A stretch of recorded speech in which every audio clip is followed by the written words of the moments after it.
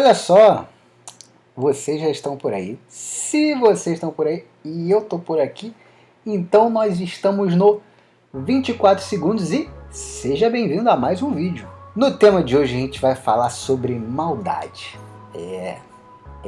Sobre maldade. Na realidade, se você gosta até de futebol e gosta de uns caras tipo Felipe Melo, Materazzi, Carlos Alberto e tal, eu acho que você vai gostar desse vídeo.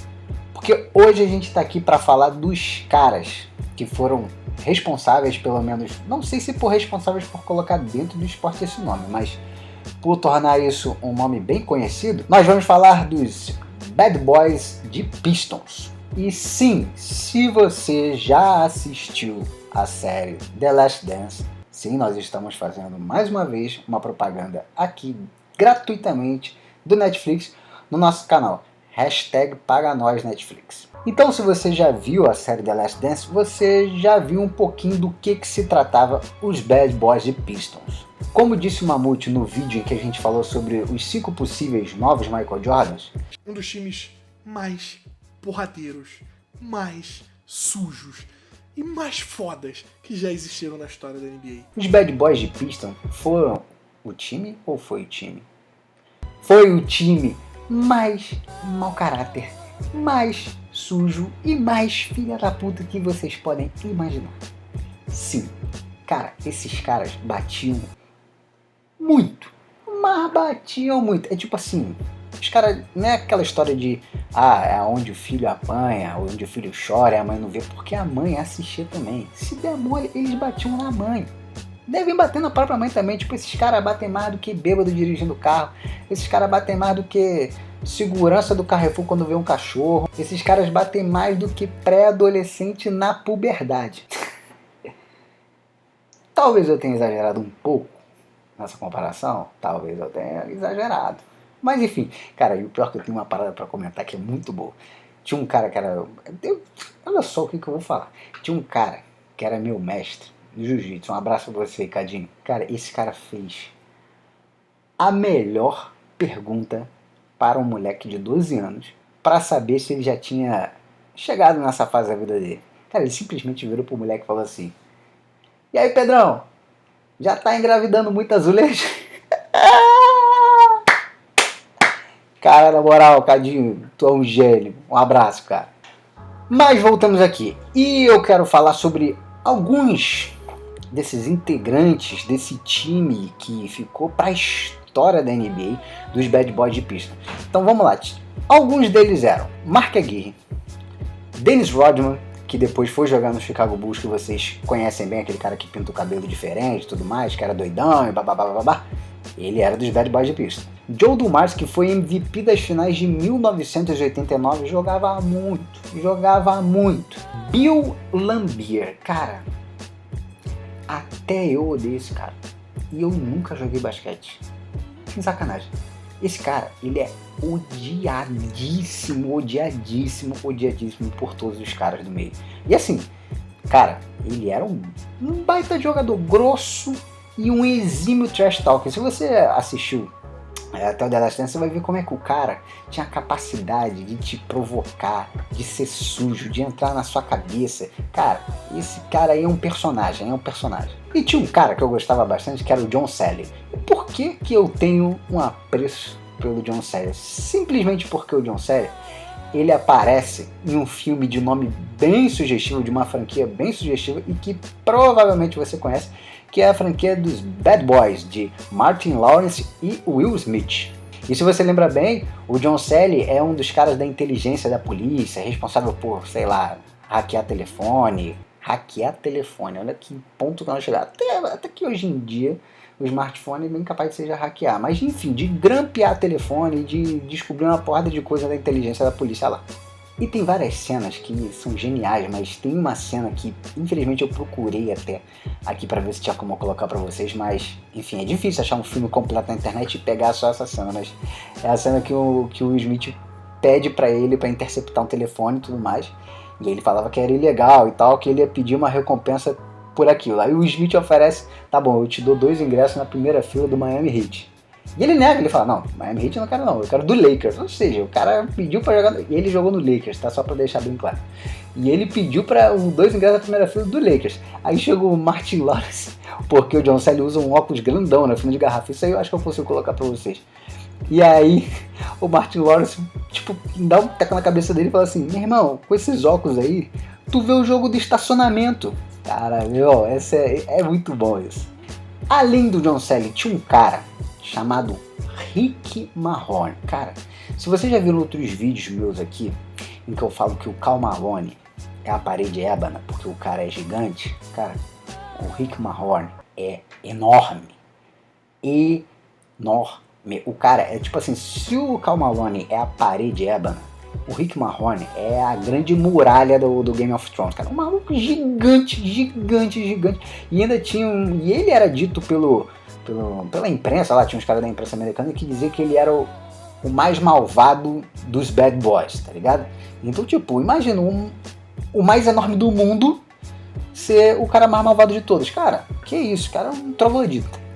E o cara que é símbolo desse time, que era a representação da habilidade, o cara do sorriso mais sonso que a NBA já viu. E até porque os caras falam, os próprios jogadores do Detroit Pistons sempre se referem ao sorriso dele, o Isaiah Thomas. E depois eu vou fazer um vídeo explicando o que o Isaiah Thomas do Detroit Pistons tem a ver com o Isaiah Thomas, esse cara que jogou um tempo atrás no Boston Celtics e tudo mais, o baixinho. E assim, como eu tava falando, o Isaiah é o cara mais dissimulado, mais sonso, mais cínico que é, sei lá, que a história do basquete já viu, cara. E assim, pra você ter noção, eu vou contar um pouquinho da história do Isaiah, que é o seguinte, o Isaiah, desde a universidade, ele já vinha com uma grande expectativa para ser um dos primeiros picks do draft, né? Afinal de contas, ele era muito bom, e isso é verdade, ele jogava muito mesmo. Isso aí, todo o caráter dele, todas as atitudes dele não tiram o mérito dele ter sido um baita de um jogador. Então, quando você vai ser ou é candidato lá no draft, os times têm direito a te chamar ou para um período de treinamentos com a equipe, ou para uma série de entrevistas. E naquela época o Detroit era o favorito para a primeira escolha. Então eles chamaram o Isaiah Thomas para diversas entrevistas. Só que naquela época o Detroit Pistons era conhecido como o time que, cara, o time e a cidade que ninguém queria ir. Era tipo assim, os caras batiam lá para depois ir embora, sabe? Então, durante as entrevistas do Isaiah Thomas com o Detroit Pistons, isso ele declara. Ele declara que ele mentiu em todas. Ele tentou causar o maior tipo de quebra de expectativa junto ao Detroit, de achar que ele, sei lá, que ele era um mau jogador, que ele era a piroca das ideias e tudo mais, só pro Detroit não chamar ele, não draftar ele, porque ninguém queria para Detroit e ele não queria. E vale lembrar que o Isaiah Thomas era de Chicago, tá? Então isso é uma informação importante. Mas o plano dele não deu muito certo não, o Detroit ficou com ele mesmo, escolheu e ele teve que jogar em Detroit. Mas mesmo assim naquele ano ele foi escolhido o calouro do ano de 1982, né? Então isso já mostrava que ele era um cara diferenciado. Já se via que o Isaiah Thomas era um cara diferenciado. Mas como eu falei, o Isaiah Thomas era de Chicago, né? E alguns anos depois, né, o Michael Jordan entra na liga e começa essa rivalidade a esquentar, principalmente quando o Detroit começa a montar esse time dos bad boys ali no final dos anos 80 e início dos anos 90, né? E aí então o Isaiah Thomas, que sempre foi também um cara provocador junto com esse time, e se você viu The Last Dance sabe que o Detroit Pistons bateu muito em Michael Jordan, mas batia tanto que eles tinham, que eles chamavam a famosa Michael Jordan Rules, ou Jordan Rules, que eram as regras de como deveriam proceder perante ao Michael Jordan. E a regra era de uma difícil, vamos dizer assim, compreensão. Era o seguinte: Michael Jordan partiu para dentro da cesta, porrada nele. Michael Jordan partiu e pulou, porrada nele para derrubar e machucar. E eu não tô exagerando não, era exatamente assim. E aí essa relação e essa rivalidade entre Detroit e Chicago foi cada vez se tornando mais quente, cada vez se tornando pior, cada vez se tornando mais agressiva, e o Michael Jordan ficando mordido. Isso tudo aconteceu quando o Detroit eliminou o Chicago uma vez, e aí no final do jogo, depois de toda aquela série cansativa, de porrada e tudo mais, o Michael Jordan, com toda a sua cordialidade esportiva, foi lá cumprimentar os jogadores do Pistons um a um, parabenizar pela vitória dos caras e tudo mais, babá. Só que anos depois, quando os Bulls começaram o seu império e aí eles conseguiram finalmente vencer o Detroit Pistons e eles amassaram o Detroit Pistons, no finalzinho do jogo, naquele jogo em que o Detroit seria já eliminado, os titulares do Detroit, aí puxado por quem? Isaiah Thomas, Laimbeer e essa turminha do mal lá, cara, faltando segundos para acabar, os titulares da equipe do Detroit Pistons simplesmente abandonaram a quadra. Foram embora, se mandaram pro vestiário, sem falar com ninguém, sem cumprimentar os Bulls, os jogadores e tudo mais, sem ter o mínimo de cordialidade. E aquilo ali deixou o Michael Jordan mas extremamente mordido. Tanto que ele mesmo fala que ele odeia os Bad Boys de Detroit até hoje. Até hoje ele fala, cara, eu odeio esses caras, eu odeio os Bad Boys de Detroit, principalmente por causa depois dessa situação, que ele achou o cúmulo e tudo mais. Tanto que em 92, que foi o ano do famoso Dream Team, né? A primeira vez que o Dream Team foi montado, né? E que aí foi assim, todas as estrelas da NBA jogando na Olimpíada, né, de Barcelona. Então era Magic Johnson, era Larry Bird, era Michael Jordan, era Charles Barkley, era Patrick Ewing, era Karl, era todo mundo que você possa imaginar. A maior panela do mundo foi formada ali, era o famoso grupo da Tramontina. A Tramontina podia ser patrocinadora do Dream Team, porque não tinha uma panela maior e melhor do que aquela. Só que o Isaiah Thomas, naquela época, ele era um dos melhores jogadores da NBA. E ele simplesmente não foi convocado. Não foi convocado para o Dream Team. E sabe qual é o pior disso tudo? Porque o técnico do Dream Team, da seleção americana, era o técnico dele no Detroit Pistons, dos Bad Boys. Então, tipo assim, o que é falado até hoje que o Isaiah Thomas acusa o Michael Jordan, de que o Michael Jordan teria feito essa fritação de que não era pra chamar ele, e ele fez esse conluio com outros jogadores, enquanto na verdade nem precisava fazer esse conluio, porque todo mundo sabia que todos os jogadores odiavam o Isaiah Thomas. Então, assim, tem gente que acusa o Michael Jordan que ele foi lá pedir formalmente, eu não acredito muito não, porque eu acho que nem precisava ter falado isso.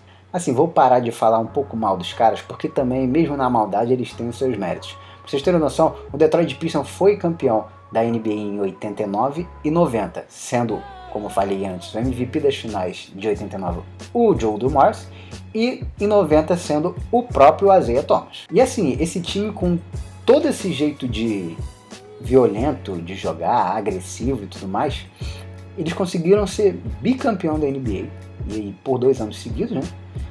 Numa época em que se tinha conhecidamente os melhores jogadores que a liga já teve. Então você vê, o Isaiah Thomas jogava contra Michael Jordan, ele jogava contra Magic Johnson, ele jogava contra Karl Malone, ele jogava contra Larry Bird, ele jogou contra Kareem Abdul-Jabbar. Então assim, na mesma década que tiveram os melhores jogadores da NBA, um time que tinha jogadores fortes, violentos, e o Isaiah Thomas com uma ponta de qualidade naquele time conseguiu ser campeão 2 vezes e amedrontar todos os outros times. Todo mundo tinha raiva, todo mundo tinha vontade de passar por cima deles, e eles naquela sonceira deles, aquele sorriso de quem era um bad boy, debochado, te provocavam e tudo mais, conseguiram ser campeão 2 vezes. Realmente isso mostra como o jogo psicológico também influencia muito no desempenho do atleta. Tanto é que anos seguintes, quando o Chicago Bulls conseguiu finalmente eliminar o Detroit Pistons, foi o ano em que o Michael Jordan se comprometeu a malhar muito e, sei lá, ele ganhou coisa de 15 quilos de uma temporada para outra. E o Phil Jackson, o saudoso técnico do Chicago Bulls, falou para eles, galera, não entrem no jogo deles da cabeça, não entra. Se os caras te baterem, se os caras te derrubarem, cara, levanta, vai embora, não fica entrando na cabeça deles, não discute isso e aquilo. Então, o Phil Jackson foi muito sábio nessa arte de ensinar um poder psicológico, ter essa força psicológica diante de um time como o Detroit Pistons. E no final das contas, deu muito certo. Mas depois desses 2 anos de glória, aí dos Detroit Pistons, eu acho que também até foi muito, eles conseguiram coisas numa época que era muito difícil de conseguir. Eles acabaram tendo o time um pouco desmanchado, alguns falaram que depois desse bicampeonato, alguns perderam um pouco essa motivação, o brilho nos olhos, essa própria afinidade do elenco e tudo mais. E o elenco acabou sendo refeito, o técnico saiu, o Isaiah Thomas se aposentou, o Christian Laimbeer se aposentou, e até um pouco antes, já acho que no próprio 89, no primeiro campeonato, houve um que a gente chama o draft de expansão, né, onde entraram novos times na liga. Né? E se eu não me engano, os times que entraram eram o Orlando Magic e o Minnesota Timberwolves. E aí nesse draft de expansão eu vou explicar para vocês como funciona. Quando entram novos times na liga, esses novos times têm direito a pegar jogadores de times que já estão na liga. E como uma forma de proteção, os times que já estão na liga tinham direito, na verdade, né, de proteger 8 jogadores. Então assim, você poderia pegar qualquer cara do meu elenco, menos esses 8 aqui que eu tenho direito de proteger. E eu acho que foi o Minnesota Timberwolves que pegou o Rick Mahorn, a muralha ébana de todos os tempos. Então já começou a mexer com a configuração do time, mesmo assim Detroit conseguiu ser campeão no ano seguinte, mas depois o tempo acabou desgastando um pouco aquele elenco e eles acabaram tendo que ser desfeito, ter que começar uma reciclagem, e isso acabou desmantelando o time.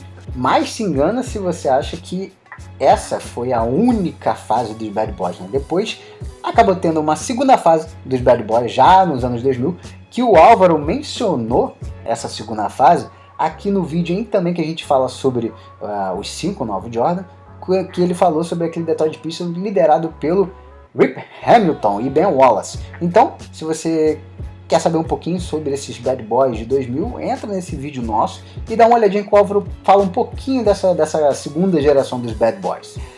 Mas é isso, galera. E aí? Gostaram do vídeo? Então, se vocês gostaram, se vocês não conheciam os Bad Boys de Pistons e você quer que outras pessoas conheçam ou quer mandar para um amigo seu, cara, pega o link desse vídeo, manda pro seu amiguinho, que eu acho que vai ser muito legal. E fica até como dica aqui, se você tem ESPN em casa, se você é assinante da ESPN, a ESPN tem uma série de séries esportivas que eles chamam de 30 for 30, que é 30 por 30. Então, por exemplo, eu tenho o Now. Se você entra no Now e entra na área lá de 30 por 30, tem um documentário excelente sobre os Bad Boys de Pistons. É muito maneiro, tem mais ou menos 1 hora, e é muito legal, muito leve e vale muito a pena assistir. Beleza? Então é isso, galera. Um forte abraço e até o próximo jogo.